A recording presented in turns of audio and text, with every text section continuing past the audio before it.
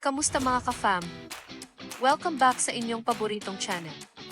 Kung hindi pa kayo nakasubscribe, ano pang hinihintay nyo?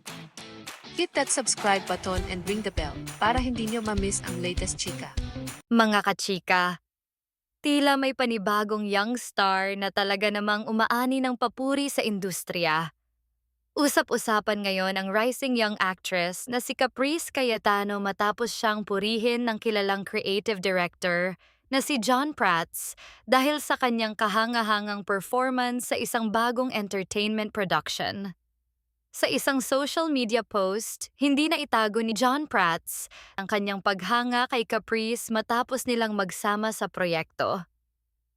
Nagbahagi pa siya ng behind-the-scenes photos kasama si Caprice at fellow actor na si Jairon Nolasco na nagpapakita ng kanilang masayang samahan habang ginagawa ang proyekto.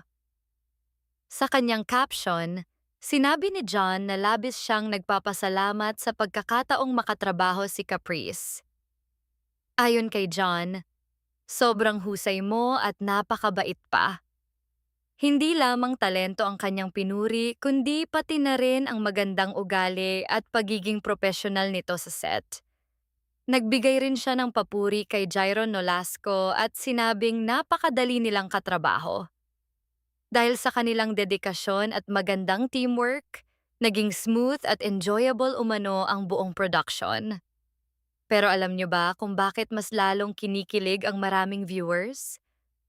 Ang proyekto ay may napakagandang kwento tungkol sa dalawang childhood friends na nagkahiwalay noong bata pa sila.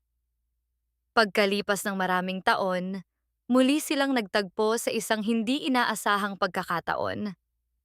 Mas espesyal pa rito, ang adult versions ng mga karakter ay ginampanan ni na Heart Evangelista at John Prats, isang tambalang minahal ng maraming Pilipino noong early 2000. Kaya naman para sa mga long-time fans, hindi lang ito simpleng proyekto. Isa rin itong nostalgic na pagbabalik ng isa sa mga pinakasikat na love teams noon. Mga kachika, mukhang napakaganda ng naging resulta ng proyektong ito. At kung pagbabasehan ang mga papuring natanggap ni Caprice, tila isa siyang artistang dapat talagang abangan. Ano ang masasabi ninyo sa papuri ni John Prats kay Caprice Cayetano? Sa tingin ba ninyo ay isa siya sa mga susunod na big stars ng kanyang henerasyon? I-comment na ang inyong opinyon. Huwag kalimutan mag-like, subscribe, and hit the bell for more updates. Kita-kits ulit sa next video, mga ka-fam.